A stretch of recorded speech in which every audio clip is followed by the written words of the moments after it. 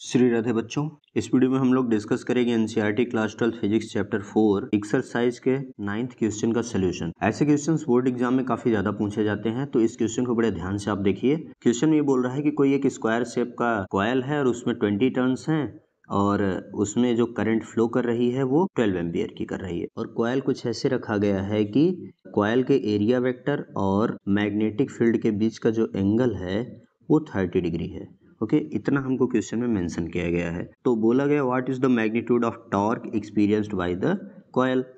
तो हमको निकालना क्या है, टॉर्क फाइंड आउट करना है। तो सबसे पहले हमको क्या करना चाहिए, गिवन डेटा मेंशन कर लेना चाहिए जो पार्टिकुलर क्वेश्चन में हमको दिया गया है। तो चलिए हम गिवन डेटा देख लेते हैं हमको क्या क्या दिया है। कॉइल का हमारा जो शेप है वो स्क्वायर शेप में है और उस स्क्वायर की साइड जो है 10 सेंटीमीटर है। उसमें टोटल नंबर ऑफ टर्न्स कितने हैं, 20 हैं। और जो उस कॉइल में करंट फ्लो कर रही है वो 12 एम्पियर फ्लो कर रही है। एरिया वेक्टर और मैग्नेटिक फील्ड के बीच का जो हमको एंगल दिया है 30 डिग्री दिया है। मैग्नेटिक फील्ड की स्ट्रेंथ जो हमको दी गई है 0.8 टेस्ला दिया गया है। और हमसे पूछा क्या गया है, हमको निकालना है जो टॉर्क। तो टॉर्क का जो फॉर्मूला होता है NIAB sin थीटा।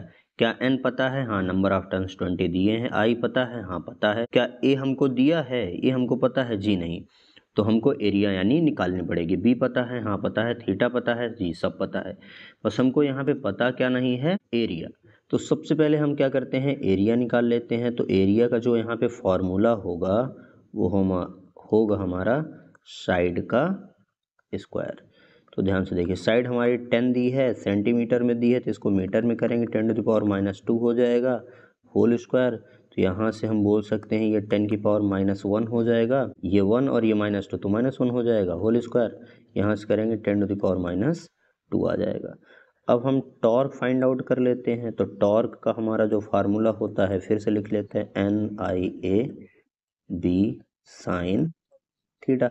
n की वैल्यू हमारी 20 दी है, I की वैल्यू हमारी 12 है, एरिया हमारा 10⁻2 है, B हमारा 0.8 दिया गया है इंटू साइन